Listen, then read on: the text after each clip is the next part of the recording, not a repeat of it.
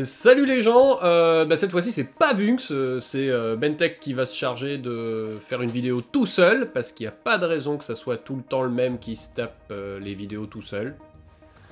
Voilà.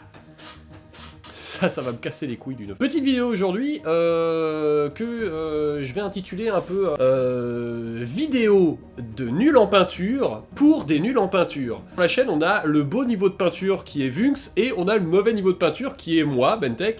Et je me suis dit pourquoi pas aussi partager en fait une sorte de tuto. Alors c'est plus une vidéo réflexive, petits conseils, petits tips sur comment moi je fais la peinture, comment moi je fais ma peinture et je me démerde avec le fait que moi je suis quelqu'un qui aime pas peindre. Moi ce que j'aime c'est monter les figurines et jouer, et la peinture ça me saoule, clairement, c'est quelque chose où je prends pas un énorme plaisir. Ça me fait plaisir d'avoir fini la figurine, mais ce plaisir d'avoir fini la figurine n'arrive pas à être équivalent au ça me casse les couilles de la peindre. Donc bon bah c'est des choses qui arrivent, mais comme il faut bien peindre et bien s'y mettre, eh ben je me suis dit pourquoi pas vous partager un peu mes techniques aussi à moi de comment je me motive, comment je me démerde pour arriver à peindre. Et donc c'est pour ça que j'ai voulu l'appeler tuto peinture, les conseils d'un nul pour des nuls. Voilà. C'est comme ça, alors on va y aller, petit premier point. Pas du tout improvisé.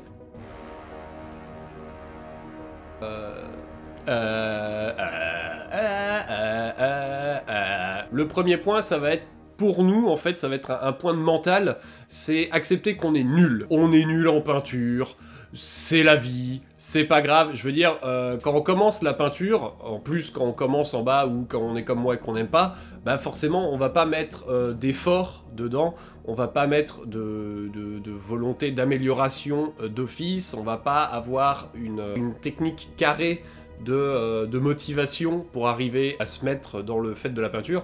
Donc en fait au début oui on est nul, mais on est nul par rapport à quoi? Bah on est nul comparé à des gens qui ont déjà des années de peinture en fait. Pour être nul c'est parce qu'on l'est comparé à quelque chose, on n'est pas empiriquement nul. Notre niveau de peinture va correspondre en fait à l'envie qu'on a envie de mettre dedans, à l'attente qu'on a du résultat de la figurine, parce que si quelqu'un qui a une attente d'une figurine de concours, une figurine très réaliste, une figurine où on va chercher le détail, n'aura pas la même technique et la même démarche que quelqu'un qui attend juste une figurine qui a quelques couleurs impactantes pour être vue sur la table et c'est tout. Oui, on est nul, acceptons qu'on est nul dans le sens où ça ne veut rien dire être nul en peinture, ça veut juste dire qu'on va avoir une façon différente d'appréhender la peinture et que votre façon d'appréhender la peinture, si elle vous convient, ça veut dire que c'est la bonne pour vous. Ne cherchez pas à faire dans le comparatif quand on commence la peinture,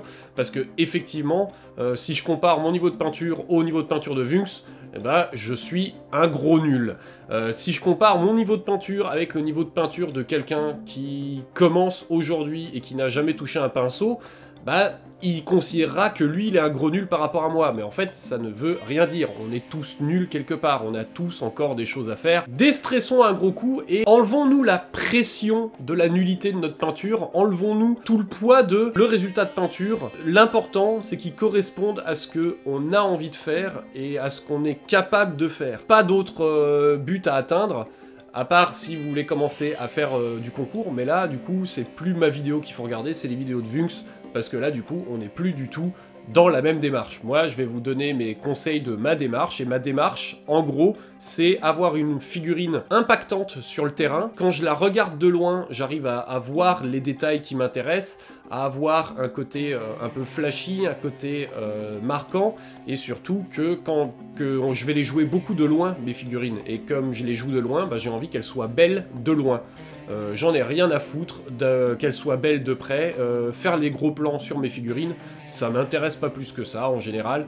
Alors oui, j'en fais sur Instagram, et d'ailleurs souvent ça permet de voir que j'ai fait plein de boulettes, plein de débords, plein de trucs caca. Mon but à moi, et le but que je peux conseiller aux gens qui commenceraient la peinture, c'est d'abord se dire ok, je veux une figurine qui soit belle de loin. Et des conseils complètement cons peut-être, je sais pas. Point 2. Gère ta peinture comment t'es à l'aise.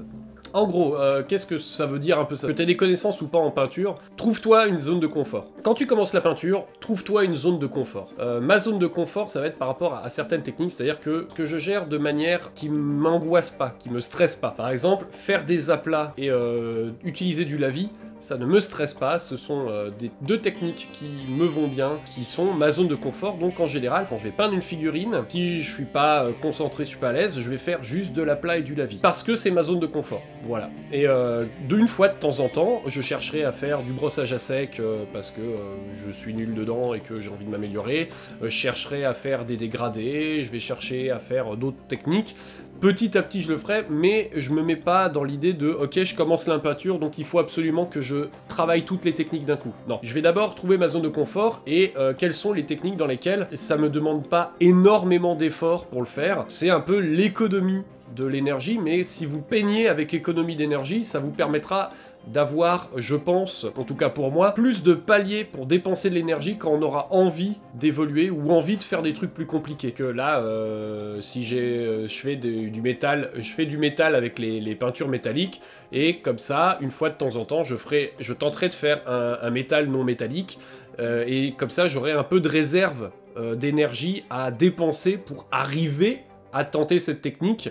Là où en général je fais en mode normal parce que j'ai pas forcément envie, j'ai pas forcément le temps, j'ai pas forcément surtout la volonté parce que rappelons-le, je suis nul en peinture et que ça me motive pas.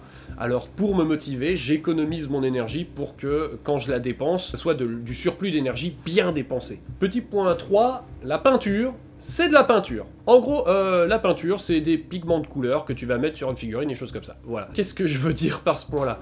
Quand on commence la peinture ou quand on est nul en peinture, on a énormément de pression sur regarder quel type de peinture il utilise, on cherche les références, c'est quoi le mieux, c'est quoi la dilution, comment on fait un dégradé, machin chouette, ok, il faut 40 milliards de mélanges de peinture. Je vais chercher une zone de confort en peinture, c'est-à-dire des couleurs qui me plaisent, des couleurs qui me parlent, et des couleurs qui vont être faciles à gérer pour moi. Et du coup, je vais pas forcément acheter 40 milliards de trucs. Par exemple, moi je peins avec pas mal de la Liquitex. C'est pas de la peinture spécialisée games, choses comme ça machin, c'est de la peinture normale. Et pourquoi c'est de la peinture normale? Parce que je la connaissais, parce que j'étais à l'aise. Alors certes, c'est quand même mieux pour les figurines d'utiliser de l'acrylique parce que c'est la peinture qui est le plus pratique, mais bon, déjà, si vous êtes à l'aise avec, je sais pas, de la gouache ou de la peinture à l'huile, j'ai envie de dire, j'ai jamais entendu quelqu'un qui... Je connais pas des gens qui ont utilisé, mais je vois pas pourquoi ça serait pas faisable. Si ça marche pour vous, je sais qu'il y a même des gens qui peignent des fois avec des feutres pour faire certains détails, donc... Techniquement, utilisez avec ce avec quoi vous êtes à l'aise, utilisez ce qui est à l'aise dans votre budget, parce que ça, c'est aussi cher que ça, donc forcément, on n'a pas le même budget à mettre dedans, et utilisez ce qui vous fait envie. Voilà, moi, ce rouge, il me plaisait vachement. Plus tard, j'aurai ça de Prince Auguste, ce rouge-là, mais ce rouge, il me plaisait vachement, alors j'ai commencé par utiliser ce rouge, parce que c'était une couleur qui me plaisait, avant de commencer à chercher ailleurs. Cherchez autour de vous dans les magasins dans vos magasins de figurines qui ont du coup des pots prévus pour, mais aussi dans vos magasins d'art décoratif, choses comme ça qui ont de la couleur.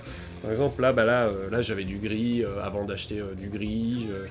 Là, j'ai toujours utilisé ce jaune. Là maintenant, j'ai ce jaune qui vient de tomber, mais du coup, on va tester la différence. Enfin voilà, la peinture, c'est de la peinture. Vous constituez pas forcément une collection de peintures massive, mastoc, où il faut absolument toutes les couleurs. Dites-vous déjà que avec quelques couleurs de base, quelques couleurs basiques, vous pouvez déjà commencer à faire de la peinture à votre niveau, sans être obligé de vous dire, ok, il faut que je travaille tel type de peinture, tel machin, tel truc. Un petit point dilution, parce que je sais qu'il faut apprendre à faire la dilution, machin. Il y a une vidéo où on parle de la dilution avec Vunx. Moi, je peins avec très peu de dilution. Pourquoi très peu de dilution? Parce que au début, je la gérais pas bien, la dilution. Je faisais n'importe quoi avec ma dilution.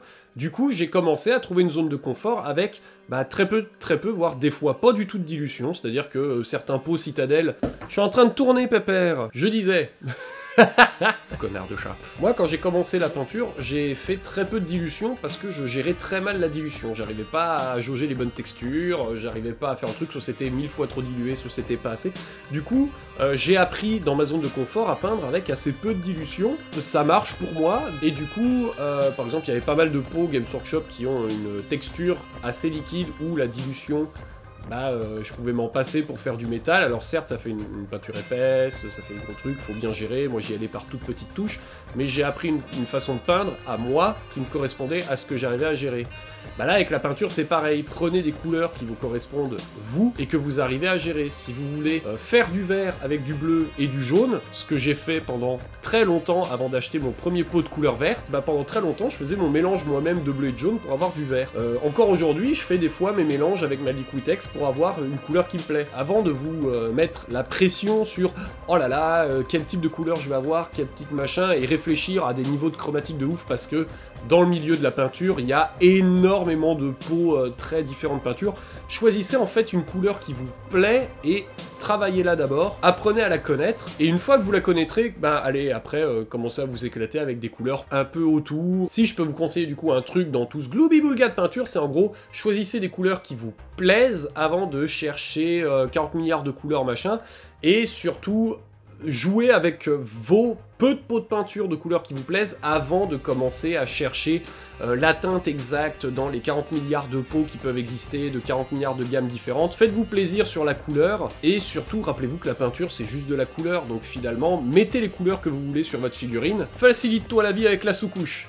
Et là arrive un trick de feignant, mais qui est impeccable, c'est le trick de feignant que j'ai depuis très longtemps et que j'utilise encore au maximum. Facilite-toi la vie avec la sous-couche. Sachant que sur ta figurine, il va falloir la sous-coucher, déjà je te conseille de la sous-couche en bombe, parce que c'est beaucoup plus pratique à utiliser que de faire de la sous-couche toi-même avec le pinceau, ce qui est un peu long et chiant.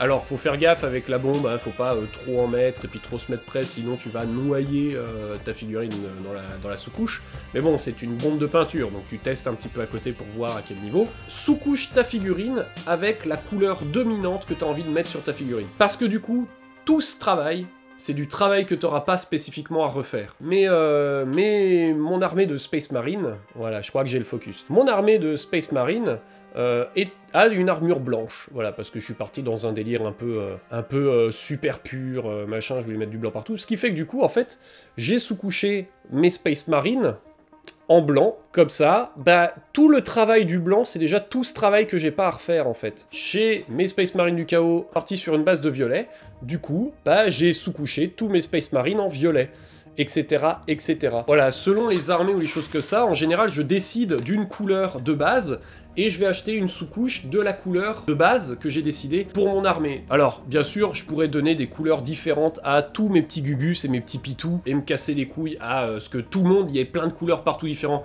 Tout à fait, je peux le faire, hein. Vous pouvez effectivement mettre de la sous-couche différente à tout le monde, mais c'est un truc que je vous conseille surtout dans beaucoup de jeux aujourd'hui qui sont des jeux d'armée ou des jeux d'unité, des jeux d'équipe, c'est de décider une couleur commune et de ce qui va être la couleur générale de votre unité.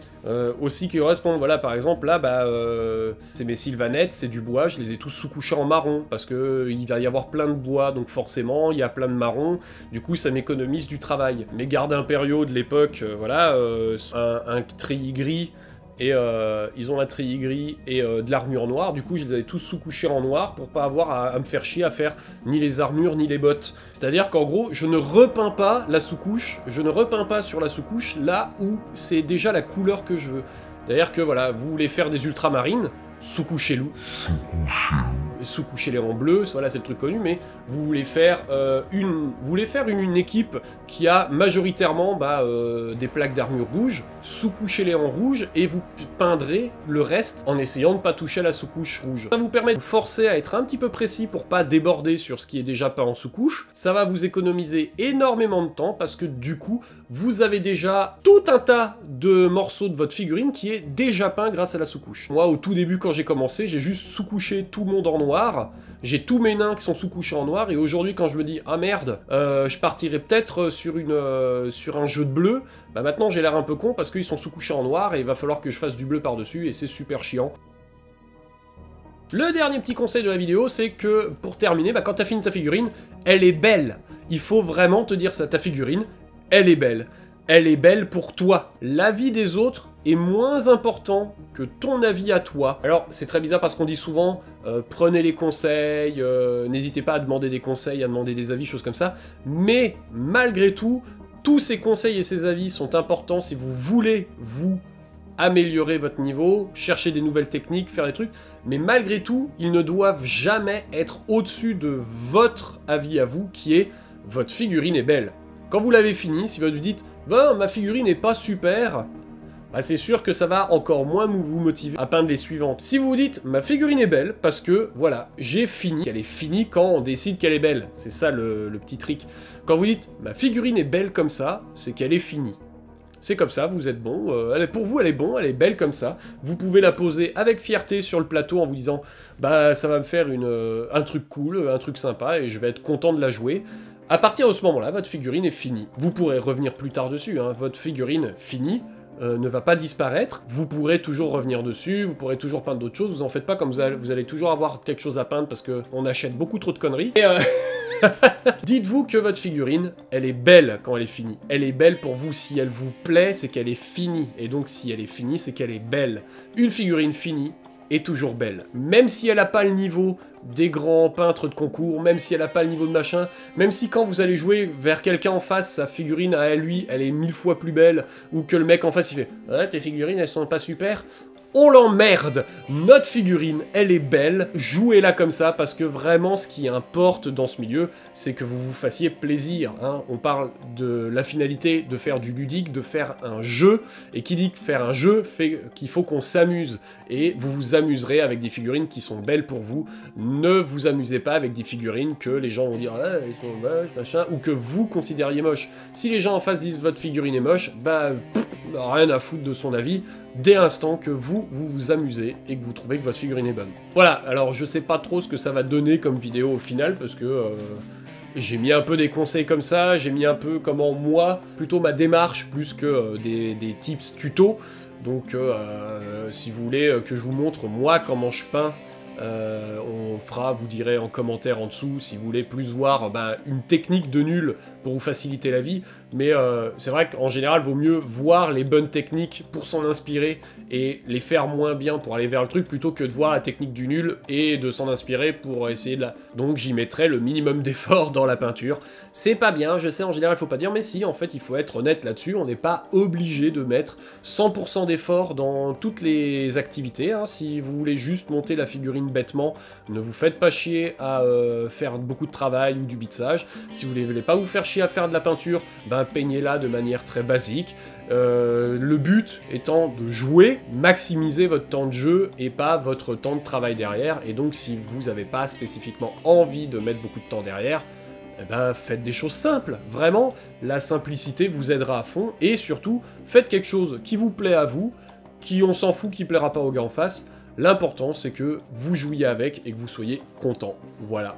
Que dire de plus ? Ah si, abonnez-vous, mettez un pouce, mettez des commentaires, mettez vos techniques de nul, parce que voilà, on met souvent plein de bonnes techniques, mettez aussi vos conseils de nul pour vous motiver à faire de la peinture. Et puis voilà, on passera surtout beaucoup plus de temps à jouer, à se faire plaisir, qu'à se faire du déplaisir, à faire des activités qui machin. Parce que il faut bien le faire, mais bon, quitte à le faire, autant qu'on en fasse pas forcément beaucoup, mais qu'on en fasse efficace et plaisant.